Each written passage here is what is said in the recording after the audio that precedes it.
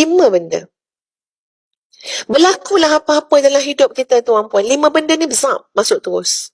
Pertama, husnuzan dengan Allah. Sangka baik dengan Allah. Allah yang tidak pernah salah pilih. Allah tak pernah salah menentukan. Allah tak pernah silap. Subhanallah. Maha suci Allah daripada segala bentuk kesilapan dan kelemahan. Tak pernah. Maksud dia, pasti di sana ada sesuatu yang Allah pilihkan untuk kita, yang kita kena mencari sesuatu juga. Sebab tu tuan-puan, kalau Ustazah boleh ringkaskan saja, berlaku apa-apa pada kita tuan-puan, 5 perkara kena ingat. Ustazah dah pernah juga cakap ni dekat satu majlis. Tapi bila Ustazah cakap ni tuan-puan, Ustazah berharap tuan-puan pun masuk terus dalam kepala. Kalau catat, boleh catat. Tapi buku yang ingat. Sebab tu buku tak pernah stres. Ya, sebab semua ingatan ada dalam buku. Dia tak dengan kita. InsyaAllah, cuba tuan-puan. Ustazah pun kadang-kadang terlupa juga. Tapi bila kita bercakap macam ni, kita bantu untuk ingat. Nanti tuan-puan sebarkan. Itu bantu tuan-puan ingat. Ustazah baca juga satu artikel ya tuan-puan, untuk mengelakkan penyakit lupa. Dah tua-tua ni, kena banyak bercakap. Jadi tuan-puan, jangan banyak diam, memendam. Bercakap ni untuk kita ingat balik. Jadi Ustazah pun ambil peluang bercakap ni, sebab dah tua juga kan, jangan terlupa. 5 benda. Berlakulah apa-apa dalam hidup kita tuan-puan. 5 benda ni besar masuk terus.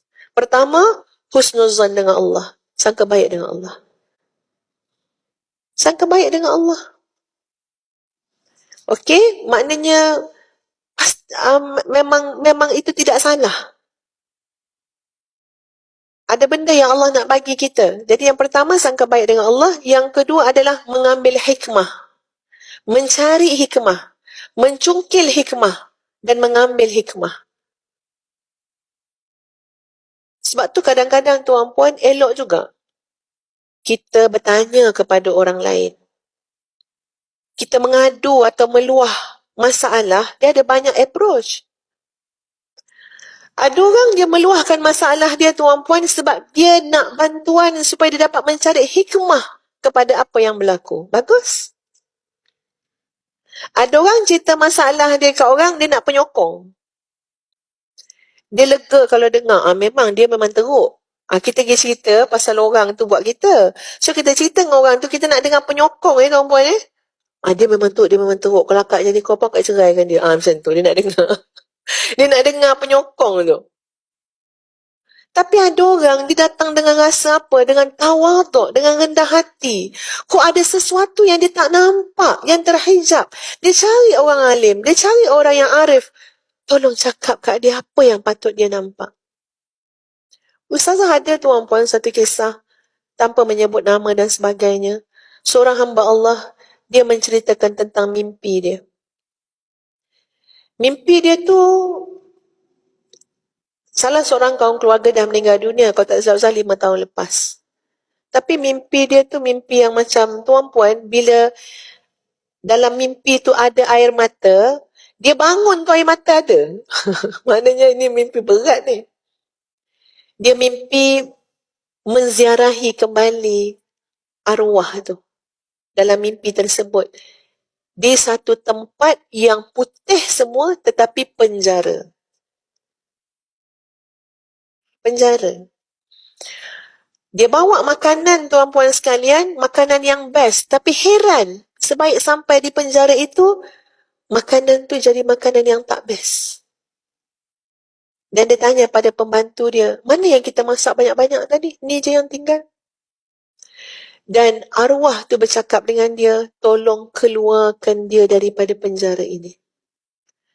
Dan arwah tu sebut nama seseorang yang telah meninggal dunia juga. Arwah tu kata, contohlah kalau yang seorang lagi tu nama Haji Din. Haji Din dah keluar dah daripada penjara ni, dia je yang belum. Itu mimpi lah tuan-puan. Tapi nak bagi tahu, bila sampai waktu dia kata okey, dia kena keluar, tak boleh ziarah lagi dah. Air mata daripada arwah tu, dia duduk tempat tinggi dekat satu macam gazebo tu kan. Air mata dia jatuh kena dekat dahi. Dahi orang yang pergi ziarah yang masih hidup ni, yang mimpi ni. Dan dia bangun tu, dia kata, dia usik dahi dia, ada air.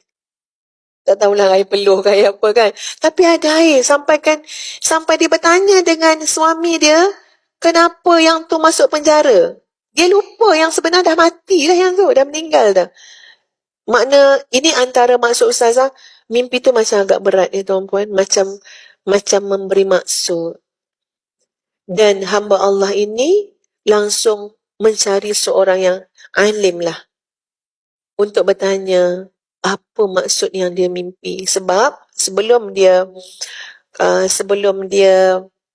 nak tinggalkan penjara tu, dalam mimpi tu lah, dia sempat pandang semula ke belakang. Dia tengok arwah dah bertukar baju.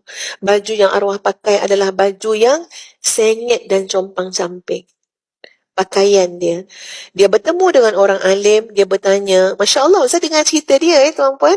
Dia kata, orang alim tu kata, kalau baju ni, itu petunjuk. Wallahu ta'ala alam. Tak mesti betul. Namanya tafsir mimpi. Tak mesti betul ya tuan-puan. Tapi kata orang alim tu, kalau baju ni biasanya memberi maksud. Pakaian ni adalah isteri dia. Ya, anak-anak dia. Dan Masya Allah tuan-puan sekalian, kes dia dah 5 tahun, tak habis selesai lagi. Cerita faraid, cerita harta benda, cerita duit, cerita hutang, cerita... Maknanya duk gaduh anak beranak macam tu lah. Ustaz dengar tu daripada sahabat Ustaz. Ustaz nak katanya, mencari hikmah. Cari hikmah ni kena cari orang yang alim. Yang mungkin kita tak nampak tuan-puan, tapi dia nampak. Kenapa ya jadi macam ni kat saya? Contoh dia macam tu. Macam saya pernah cerita kan dengan perempuan, dulu sebelum kakak Ustaz meninggal, arwah sebelum meninggal, pergi dalam lama lah sebelum meninggal bukan baru-baru. Masa tu Ustazah masih belajar dekat Jordan lagi. Maknanya cerita ni dah 25 tahun, 30 tahun lepas ya. Dia kata tak tahu dek kenapa Along ni panah-panah badan, tak selesa, tak boleh tidur, dah cek doktor semua tak ada apa-apa, apa semualah. Jadi jumpa dengan seorang orang alim lah tuan-puan. Ya, orang tua dah, orang alim. Ustazah tu kan teman dia. Jadi memang kita dan apa ni, Ustaz bayangkan nanti dia buat air tawar bagi minum macam tu lah. Tapi dia kata sebelum dia buat apa-apa, dia nak solat hajat dulu. So kami menunggu dekat ruang tamu. Ya, dia pergi solat hajat. Rumah dia antara Juasih ke Kuala Pilah tu, itulah rumah dia. Ustazah pergi, lepas tu dia kata dia nak solat hajat, kami tunggu je. Lepas tu dia keluar, dia bagi tahu. Okey, saya nak tanya beberapa soalan dulu. Kalau soalan ni boleh jawab dah, kita rasa dia pada pandangan dia selesai kat sini lah, dia kata. Jadi soalan dia adalah, ada tak hutang dengan manusia ataupun hutang dengan Allah? Itu je soalan dia. Saya ingat betul tu ya. Dia kata, dia kata minta carilah, minta balik, semak balik. Ada tak hutang dengan manusia? Kalau ada hutang dengan manusia, selesaikan. Ya, kalau hutang dengan Allah, terutama nazar. Kadang-kadang kita senang-senang kita bernazar kan, tapi kita tak buat nazar tu. Ataupun fidyah. Yang hutang kita dengan Allah Subhanahu Wa Taala, puasa ke apa benda, dia kata saya akan ubatkan, akan bantu rawat, sekiranya semak balik yang ini, balik, selesaikan, sakit juga lagi, datang balik insya-Allah. Jadi Ustazah pun tak tanyalah panjang kepada kakak Ustazah, yang mana satu hutang ni ke apa benda ke, pualah ingat kakak ingatkan, ya Along ada nazar ke dek, Allah ada ke.